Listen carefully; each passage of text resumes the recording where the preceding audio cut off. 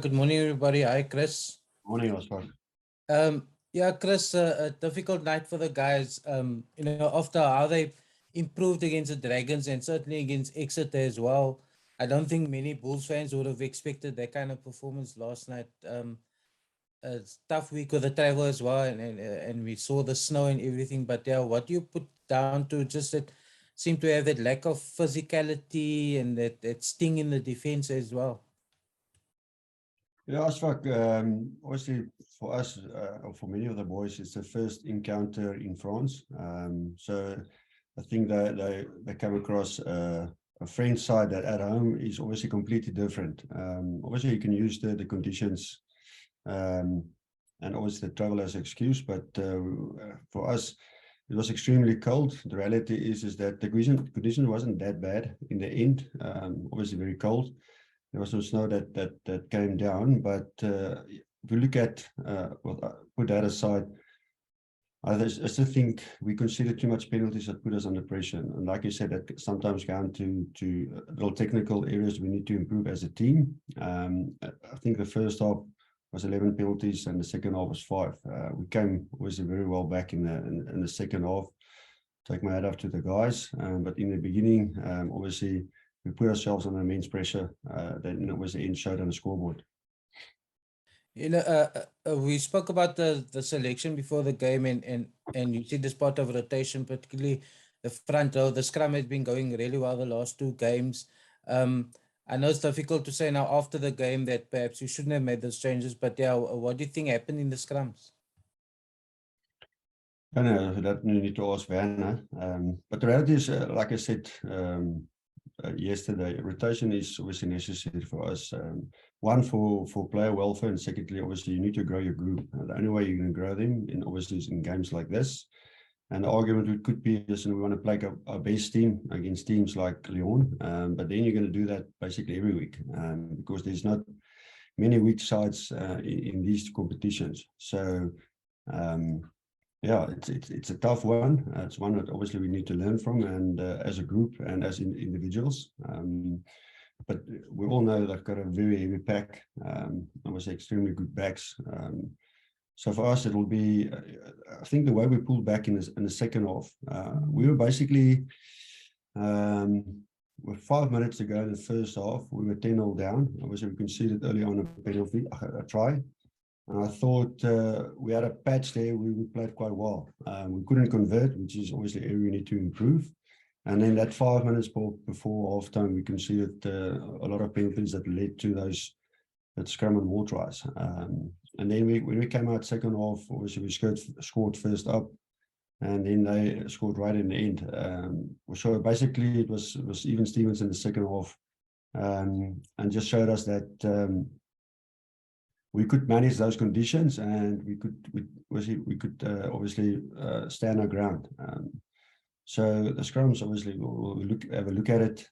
So the morning, but yeah, I thought if we look at it with perspective, there's a lot of positives, but there's one thing we need to change. Let's say it's obviously experience that will help over time. And yeah, for us, it was actually it's disappointing experience, but also a positive one in the sense that we were there in the first half, and then obviously the second half. We had a patch like that, obviously against the Stormers in the Sharks, and only time will get us to a point where we can control those moments better.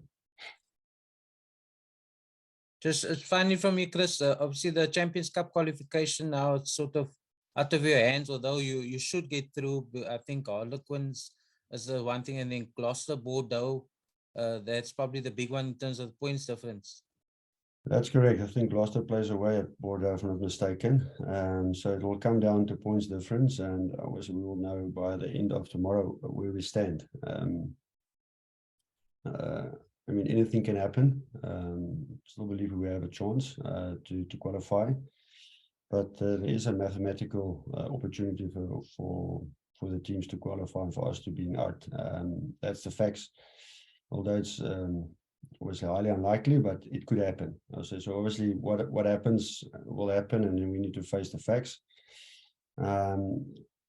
that's the one thing we were. I mean, those 5 minutes probably, if you look back at the last 3 weeks, it's probably the only blemish on our performance, and we mustn't lose perspective where the team is.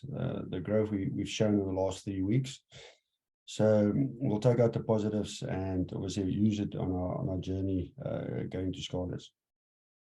Because I also wanted to say is we spoke about now the first of opportunities that you had, and almost like you got into the red zone, then there was a knock on or the ball's turned over. And also in the second half after Kirtley's intercept try, you had another opportunity where you went close. I think we held the ball. Tap penalty.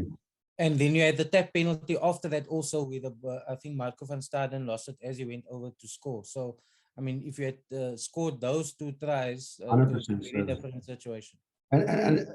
And it comes down to when you, I mean, it's extremely difficult to win in France. We all know that, or the Frenchies know that, everyone that comes here. And if you want to win here, then you need to be tested on 3 levels. We spoke about it. You need to be a tight team. And I thought, even though we struggled discipline-wise, obviously we stuck together as a group. You need to manage a game well, and then you need to take your opportunities. And I thought we obviously didn't do that well.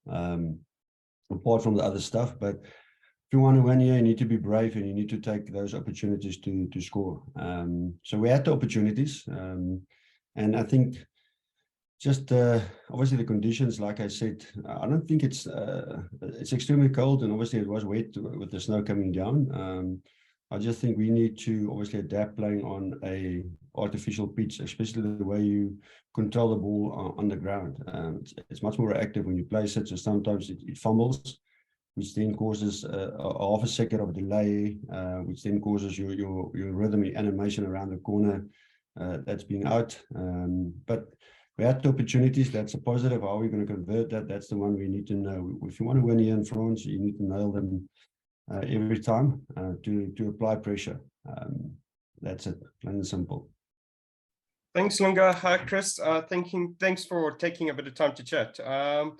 Just on your, you made quite a few unforced errors in this game away from penalties. It looked like there were quite a lot of unforced errors especially compared to how many errors Lyon were making. How do you go about fixing that, especially when you're playing away from home? Yeah, Dylan, obviously that's a correct assumption. So when we played Glasgow, we had the same experience. Like I said just now with Asfak, I think when you play an artificial pitch, obviously the pitch is much more reactive, but also in terms of ball control. So you see a lot of those errors were around the ruck area.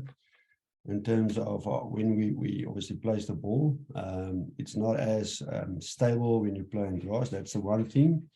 Secondly, obviously, it's pressure. When you make unforced errors in terms of passing, that is normally 1 or 2 things. So either your decision making, or like I said, some sort of delay, which they attacked our ruck or breakdown, causes you to, when you obviously run onto the ball, is a little bit of delay that you're not used to. Then obviously you're not in perfect positions that cause those errors. It's every time. I mean, I don't think we're the only team. I think the South African teams in general has the same experience. Again, something we need to find a solution to when you come over and you have a short time to train and to adapt. But we all know unforced errors comes from pressure, decision making, and like I said, conditions. And then just to follow up, if I can, you mentioned that little patch, good patch that you had after falling 10-0 down, but how much did sort of falling 10-0 down early on in that game, how much did that sort of impact your approach? The fact that you, from early on, you sort of had to play catch-up rugby, as it were. No. I mean, anytime you fall behind, especially away from home, it has an influence. I think, like I said, we started off quite well, kicked off. I think we got the line-out, and then obviously we missed that line-out. From there, it became a kicking game.